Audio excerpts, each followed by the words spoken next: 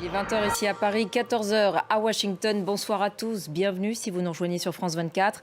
On est ensemble pour 2 heures de Paris Direct. À la une de l'actualité ce soir, ces ultimes efforts dans chacun des camps aux États-Unis à l'approche des élections de mi-mandat.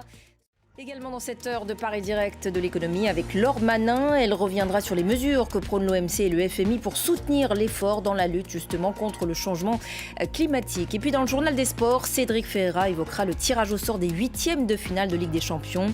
Le PSG devra faire face à un adversaire de taille, le Bayern Munich. Avant cela tout de suite, le journal. J-1 donc avant les midterms aux États-Unis, élection de mi-mandat cruciale. Il s'agit, je vous le rappelle, de renouveler l'ensemble de la Chambre des représentants, un tiers du Sénat américain. Mais toute une série de postes d'élus locaux sont également en jeu. Les Républicains devraient l'emporter.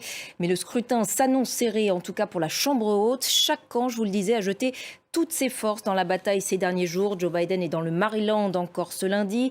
Donald Trump, qui s'est beaucoup impliqué, est quant à lui dans l'Ohio. On va rejoindre à Washington notre correspondant Mathieu Mabin. Bonjour Mathieu, un scrutin de tous les dangers pour Joe Biden. Oui, absolument. L'enjeu est absolument crucial pour les deux camps. Merci beaucoup Mathieu pour cet éclairage depuis Washington. On en parle également ce soir avec notre invité Simon Grivet, historien des États-Unis. Bonsoir Simon Grivet, merci d'avoir accepté notre invitation sur France 24.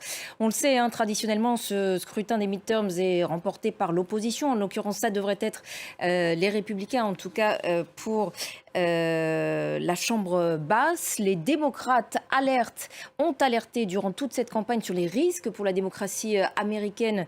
Le cas échéant, c'est alarmiste ou réaliste? C'est difficile à dire pour l'instant. C'est vrai qu'il y a des menaces. Merci beaucoup Simon Grivet pour votre éclairage ce soir sur notre antenne. Et parmi les États scrutés de près en cette veille de midterms, la Géorgie, l'un des swing states ou États pivots où l'élection pourrait se jouer. En 2020, Joe Biden l'avait emporté dans cet État d'une très courte avance sur Donald Trump. C'est aussi la Géorgie qui avait permis aux démocrates d'emporter à l'arraché une courte majorité au Sénat. La bataille qui s'y livre à présent pour les élections de mi-mandat est une nouvelle fois très serrée. Voyez ce reportage de nos envoyés spéciaux Julie Dungeloff, Clovis Casali et Tarek Kaye. À la une également de l'actualité de ce lundi, la COP27 à Sharm el-Cheikh en Égypte. Près de 40 000 personnes présentes, chefs d'État et de gouvernement, société civile, médias. 27e édition donc pour ce rendez-vous incontournable des négociations climatiques depuis 30 ans. Comme à chaque fois, les plus grands espoirs pour l'avenir de la planète se mènent au scepticisme généralisé quant à la possibilité de réaliser de véritables avancées.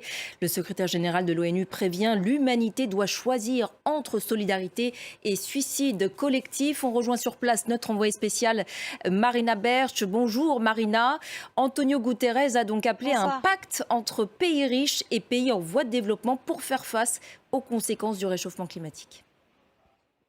Merci beaucoup Marina pour ces précisions depuis Sharm el-Cheikh en Égypte. En Ukraine maintenant, l'offensive de Kiev se poursuit dans le sud sur la ville de Kherson. Les autorités ukrainiennes accusent la Russie d'y piller les logements vidés de leurs habitants. Pour ceux qui restent, les conditions de vie sont sans cesse plus difficiles entre coupures d'eau et d'électricité. Cécilia Lucio.